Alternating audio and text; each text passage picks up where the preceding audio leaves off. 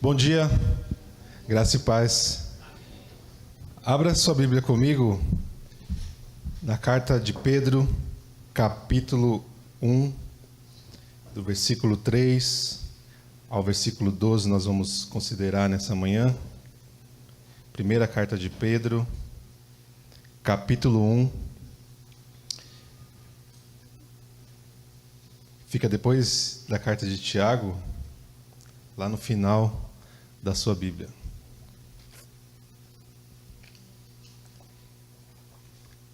Amém? Eu vou ler na NVI, na primeira tradução, né? Ouça com fé a palavra de Deus. Bendito seja o Deus e Pai de nosso Senhor Jesus Cristo.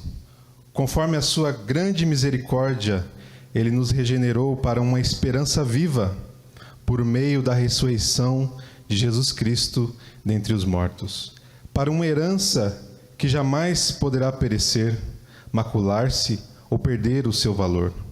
Herança guardada nos céus, para vocês, que mediante a fé são protegidos pelo poder de Deus, até chegar à salvação prestes a ser revelada no último tempo. Nisso vocês exultam, ainda que agora, por um pouco de tempo, devam ser entristecidos por todo tipo de provação. Assim, acontece para que fique comprovado que a fé que vocês têm, muito mais valiosa do que o ouro que perece, mesmo que refinado pelo fogo, é genuína e resultará em louvor, glória e honra quando Jesus Cristo for revelado. Mesmo não tendo visto, vocês o amam, e apesar de não o verem agora, creem nele e exultam com alegria indizível e gloriosa, pois vocês estão alcançando o alvo da sua fé, a salvação das suas almas. Foi a respeito dessa salvação que os profetas que falaram da graça destinada a vocês investigaram e examinaram, procurando saber o tempo e as circunstâncias para os quais apontava o Espírito de Cristo que neles estava, quando lhes predisse os sofrimentos de Cristo e as glórias que seguiriam aqueles sofrimentos. A eles foi revelado que estavam ministrando não para si próprios, mas para vocês, quando falaram das coisas que agora lhes foram anunciadas por meio daqueles que lhes pregaram o Evangelho pelo Espírito Santo enviado dos céus, coisas que até os anjos anseiam observar. Amém.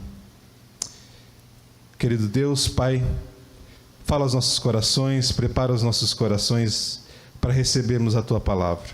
Que os nossos corações saiam daqui hoje queimando pela a Tua voz, pela Tua palavra. Assim eu oro em nome de Jesus. Amém. Amém. Queridos, a nossa vida aqui, ela é cheia de desafios.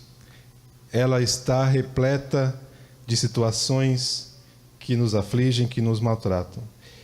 E o Senhor tem me dado a oportunidade de aprofundar os estudos sobre cuidados paliativos. É um tema que eu tenho considerado atualmente lá no meu trabalho. É uma atividade assistencial que visa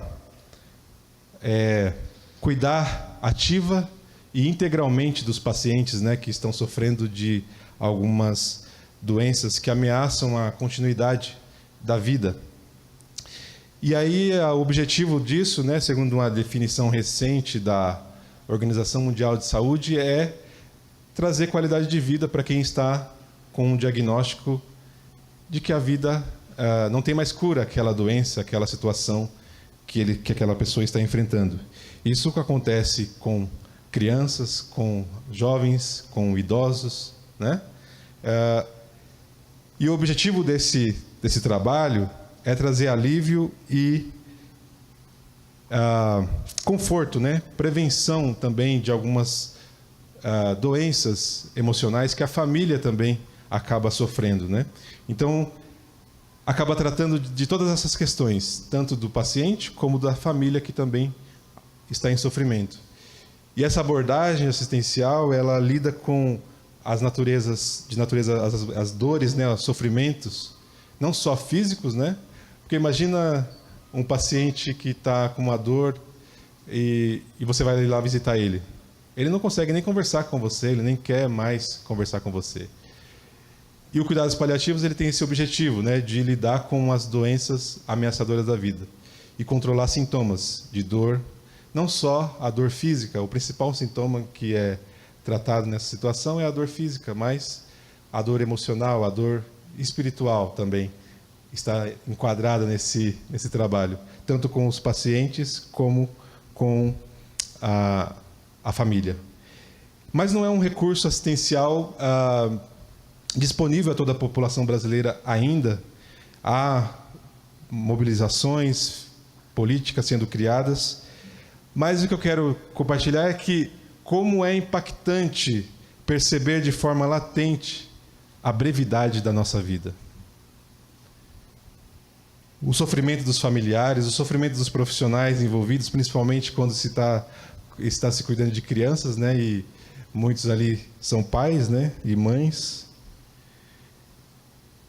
Mas o sofrimento nivela a todos nós, ricos e pobres. A dor, o sofrimento nos coloca na mesma situação e no mesmo nível.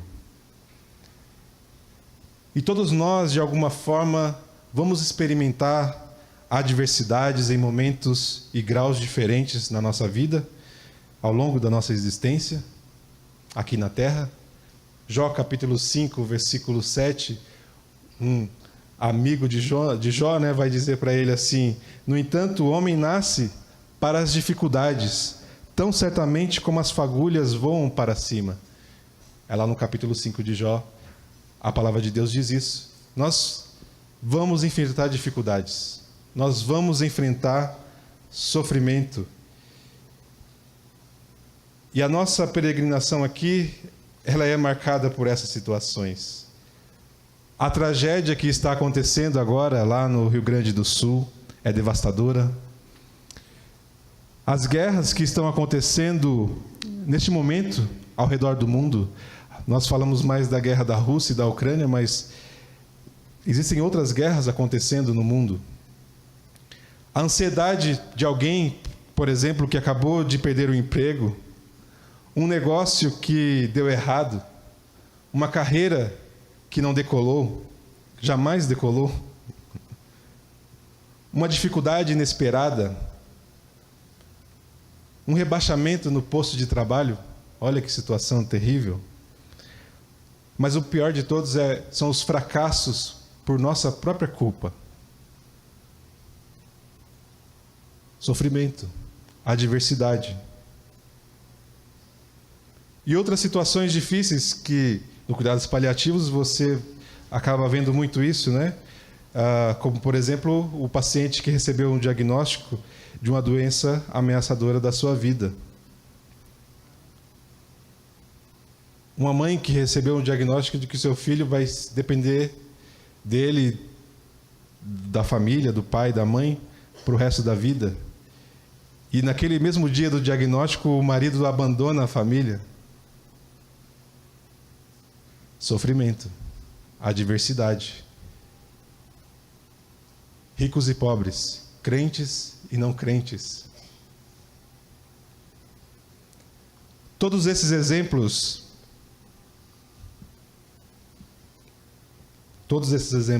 nos levam a nos identificar com esses irmãos aqui que Pedro está se dirigindo na sua primeira carta. É o povo de Deus que vivia fora da sua pátria. É o povo de Deus que está agora em locais que a Bíblia vai nos dizer, que Pedro vai nos contar, né, alguns locais. Eles se achavam ali na região norte, onde é atualmente a Turquia, e que estavam enfrentando algum tipo de perseguição. Não é a mesma perseguição que Pedro enfrentou com Nero, né? mas era uma tribulação dolorosa. Você vai ver lá no capítulo 4 da carta, 1 Pedro, capítulo 4, do versículo 12 ao versículo 19, Pedro vai dizer que era uma tribulação dolorosa, uma tribulação, uma perseguição que eles estavam enfrentando. Eles eram peregrinos e forasteiros em terra estrangeira.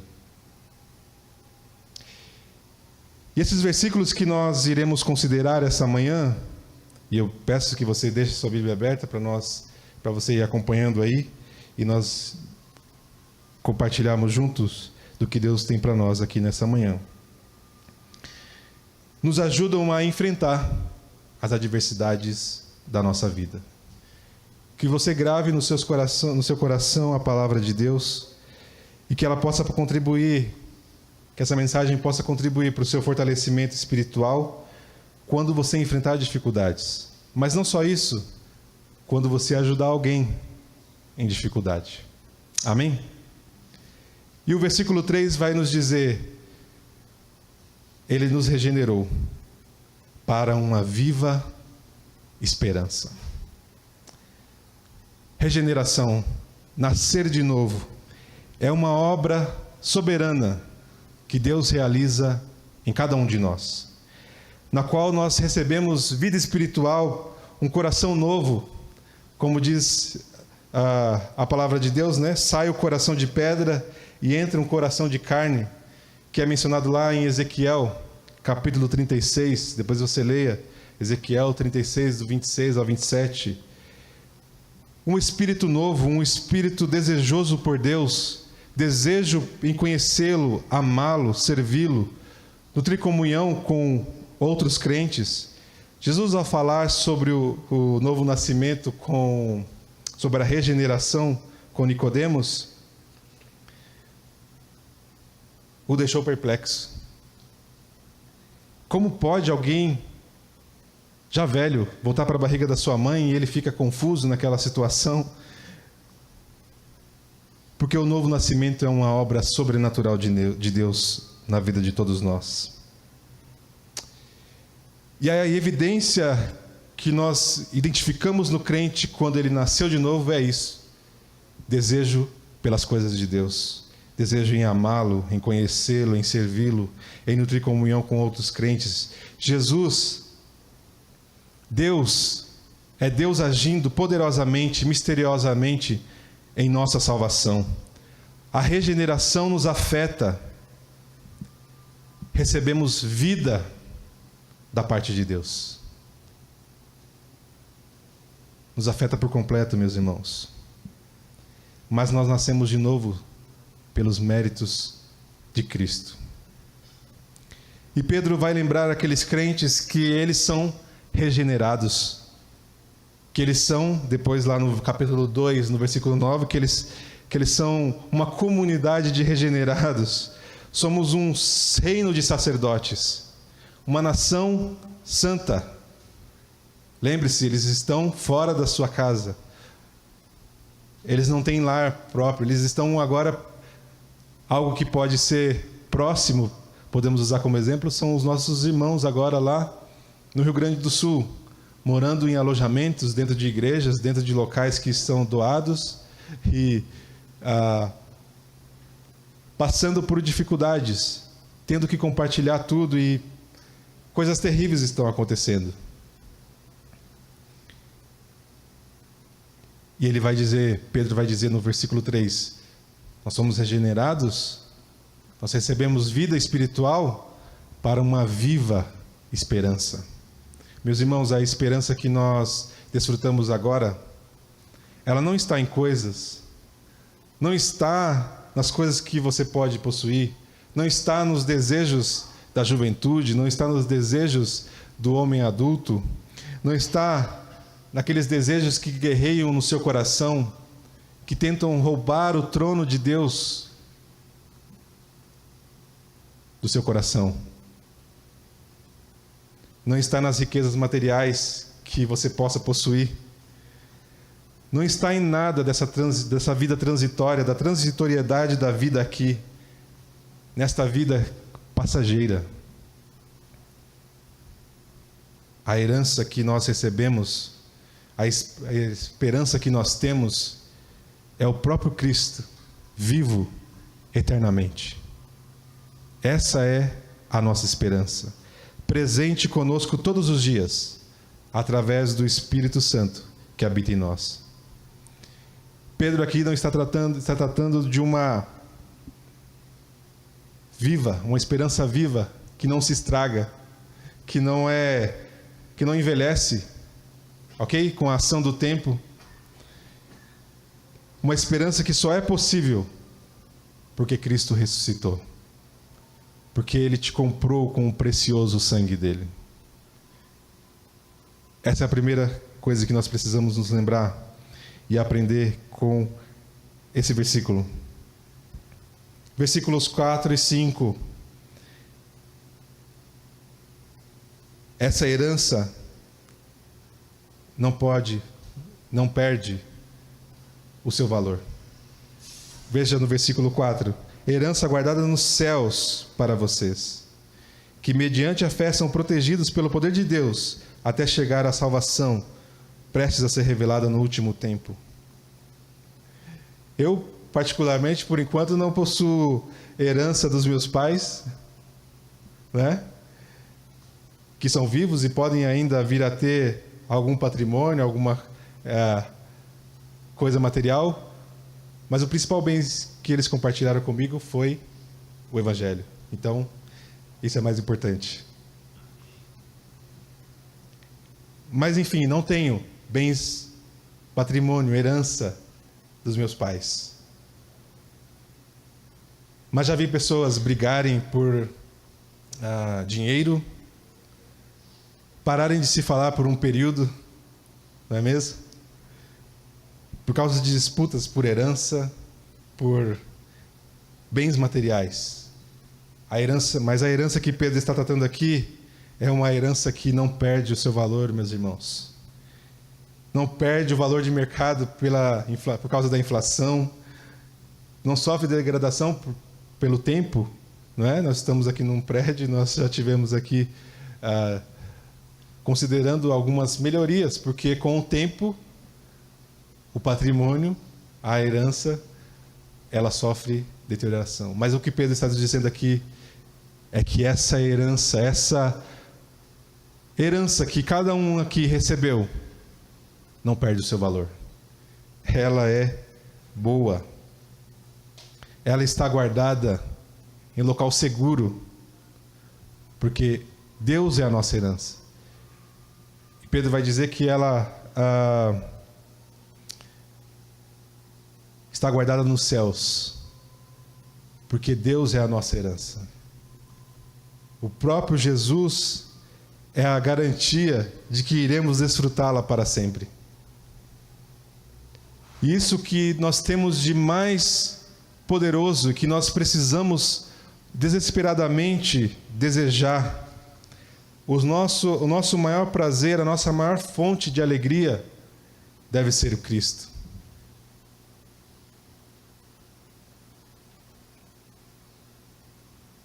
Paulo, escrevendo aos Filipenses, ele vai dizer: eu estou dividido. Eu quero estar com Cristo, mas eu também quero sair aqui da prisão para estar com vocês novamente. Mas melhor é estar com Cristo. Mas se Ele precisar de mim ainda aqui, eu quero ficar, eu posso ficar. É uma carta belíssima, depois leia na sua casa. Salmo 16, versículo 11. Em Deus há alegria plena. Se você tem algum desejo maior do que a Cristo, reveja a sua vida cristã. Analise o seu coração. Porque a razão de existirmos, de sermos, de nos movermos e escolhermos as coisas é o próprio Cristo. Ele é a nossa herança. Ele é a razão da nossa existência. Verso de número 6 a 9, nós podemos aprender que as nossas dificuldades nos ajudam a compreender que é Cristo o que temos de mais valioso e precioso. Veja no versículo 6. Nisso vocês exultam, ainda que agora por um pouco de tempo devam ser entristecidos por todo tipo de provação, de aflição, né? Assim acontece para que fique comprovado que a fé que vocês têm muito mais valiosa do que o ouro que perece. O sofrimento, meus irmãos, ela é para nos lembrar que nós precisamos do Senhor, que Ele é a nossa riqueza. O sofrimento acaba com a teologia da prosperidade, porque nós somos confrontados pela dor e pelo sofrimento. E aí nós não temos mais o controle da situação, não é verdade? E nós precisamos e somos lembrados de que precisamos do Senhor, de que precisamos de Deus. As nossas dificuldades nos entristecem, nos deixam tristes, ansiosos, por vezes frustrados. Mas lembre-se que é em Cristo que encontramos sentido para a nossa vida aqui na terra. E é interessante que às vezes são esses os maiores casos de aconselhamento, né? Não são casos graves, mas são casos corriqueiros. Eu não estou encontrando sentido na minha vida. A minha vida é uma rotina sem graça. Porque provavelmente ele deve estar comparando com algum famoso do Instagram, né? A vida no Instagram ela é muito bonita. E algumas pessoas demoram a entender que a vida não é um fluxograma, né? Eu vou fazer isso, e vou chegar nesse ponto, e vou conseguir isso, eu vou conseguir aquilo. A vida não é um fluxograma que você define cada etapa e cada situação. O sofrimento é inerente à nossa existência. E se você não entender que o sentido da vida é o próprio Cristo, Ele é a razão, Ele é o sustentador de todas as coisas que existem, que foram criadas. Ele é o motivo de nós estarmos aqui. Você vai viver frustrado, entristecido, quando a dor e o sofrimento vier sobre você. Ele é o que temos de mais precioso. E aí Pedro vai dizer no versículo 8, né? Vocês o amam, é verdade. Já somos salvos. Já amamos a Cristo. Mas ainda não o vemos. Não o tocamos. É o já e ainda não. A nossa salvação já começou. O reino de Deus já está entre nós. O tempo, a última hora já começou na ressurreição de Jesus. Mas ainda não o vemos face a face. Ainda não o tocamos. Ele precisa ser o motivo da nossa alegria suprema, da nossa esperança, o Salvador de nossas almas. Verso 10 e até o verso 12, quero considerar com vocês algumas coisas aqui. O Evangelho de Cristo Jesus foi planejado pelo próprio Deus. E olha que interessante o que Pedro vai nos ensinar aqui. A palavra de Deus nos ensina que essa salvação foi anunciada pelos profetas, né? Pedro está dizendo, e que eles investigaram e examinaram, procurando saber quanto aos sofrimentos e às glórias de Cristo que seriam concretizadas aqui na terra. Meus irmãos, o Evangelho de Deus é grandioso, é gracioso. E aqui no versículo 12, eu quero, me permita considerar aqui, fazer uma correção de algo que é dito e que inclusive eu já disse uma vez, de que até os anjos desejavam pregar o Evangelho. E essa frase, essa citação, essa declaração é até cheia de boa intenção. E podemos mesmo ser induzidos a isso se fizermos uma má interpretação, se lermos de forma rápida, né? Se podemos ser conduzidos a falar dessa forma se fizermos uma leitura rápida e desatenta. Mas o que o texto bíblico nos conta é que os anjos desejavam entender o que Deus estava fazendo através daqueles profetas. Desejavam olhar por dentro. A palavra aqui é como se eles quisessem, traz a ideia de espiar, de examinar também o que Deus estava tramando, planejando. Eles queriam examinar o mistério do evangelho que foi pregado a nós. E Pedro está lembrando esses irmãos de todas essas verdades, de todas essas situações que nós já recebemos, de quem nós somos em Cristo. Porque o sofrimento, muitas das vezes, ele nos deixa embaraçados, confusos. Tenho visto, por exemplo, declarações de pessoas dizendo assim: o povo foi atingido porque o povo é isso, aquilo. Cuidado para não ser como os amigos de Jó, que diziam que ele estava passando por aquilo porque possivelmente ele estava em algum pecado, em alguma situação. Mas a verdade bíblica é que o sofrimento é inerente à nossa vida aqui na Terra. E eu quero fazer algumas aplicações do que nós acabamos de examinar do texto bíblico. 5 aplicações, e eu encerro. Primeira delas, as adversidades, as tragédias, a morte, doem muito. Mas tenha certeza absoluta, Ele vai enxugar dos nossos olhos todas as lágrimas. Apocalipse capítulo 21, versículo 4. Meus irmãos, somos peregrinos e forasteiros no mundo. Caminhamos para a nossa pátria. Quando você nasceu de novo, quando você recebeu vida espiritual, a vida aqui na terra passou a ter um sentido, um significado diferente. Tenho certeza que você começou a entender algumas situações. Tenho certeza que quando você passou por sofrimentos, por situações terríveis, você disse: vem, Senhor Jesus, enxugar dos meus olhos todas as lágrimas. Volta, Senhor Jesus. Se tem um crente que não deseja a volta do Senhor, precisa rever a sua vida cristã.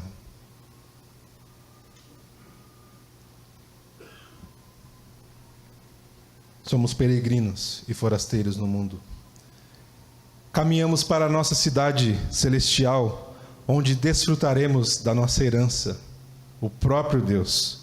Desfrutaremos da presença de Deus. Estaremos face a face com Cristo. Veremos Ele como Ele é. Segunda aplicação. Lembre-se quando você estiver sofrendo, lembre-se de quem você é em Cristo e do que Ele fez por nós. Ele é o servo sofredor, Ele entende muito bem sobre o sofrimento. Busque-o e você o encontrará. Terceiro,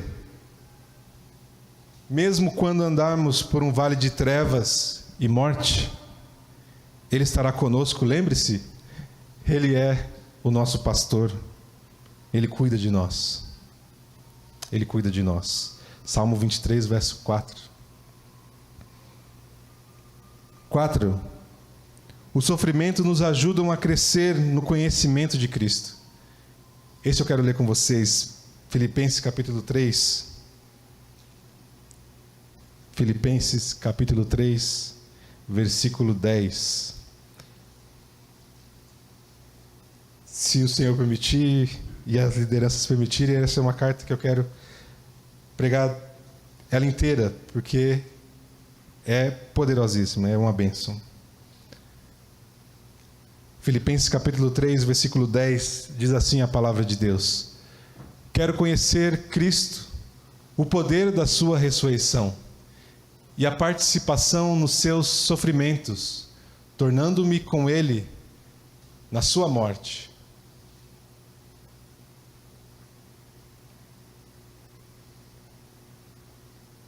Amém. O sofrimento nos ajuda a conhecer a Cristo. O sofrimento nos ajuda a crescer no conhecimento de Cristo. Porque aí você está vulnerável, você não tem mais a quem recorrer, né?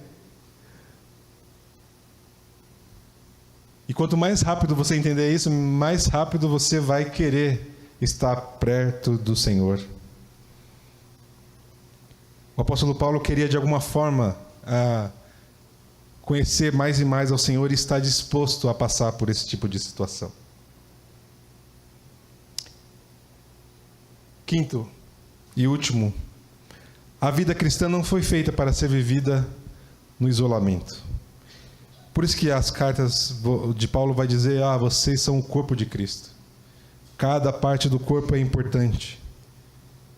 E nós não fomos feitos, não fomos salvos para viver no isolamento. Deus usa as nossas aflições para aproximar pessoas. Quando estamos sofrendo, compartilhamos as nossas dores.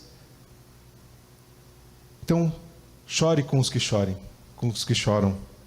Se alegre com os que se alegram. Porque o sofrimento, Deus usa as nossas aflições para nos aproximar de outras pessoas. Meus irmãos, o elemento comum dos cristãos é o próprio Cristo. É o próprio Cristo. E a sua entrega em nosso favor. Esse é o vínculo fundamental que nos permite desenvolver uma comunidade forte em Cristo, com os olhos. Não no próximo evento, não na próxima viagem que você vai fazer, não no próximo sonho, no próximo passo que você vai dar, mas na eternidade. Com os olhos fixos na eternidade. Desejosos de viver eternamente, desfrutando da nossa herança. A nossa herança incorruptível, poderosa, eterna, Jesus Cristo. Amém. Que você saia daqui hoje com a certeza de que Ele te acompanha em todos os lugares, em todos os momentos. Amém? Querido Deus, Pai, Senhor Jesus, que os nossos olhos estejam no alvo correto, que é o Senhor, que é a linha de chegada, desfrutar da Sua presença para sempre. Que os nossos corações estejam treinados na Tua palavra, para não nos distrairmos com as coisas daqui, para não sermos enganados pelos nossos corações.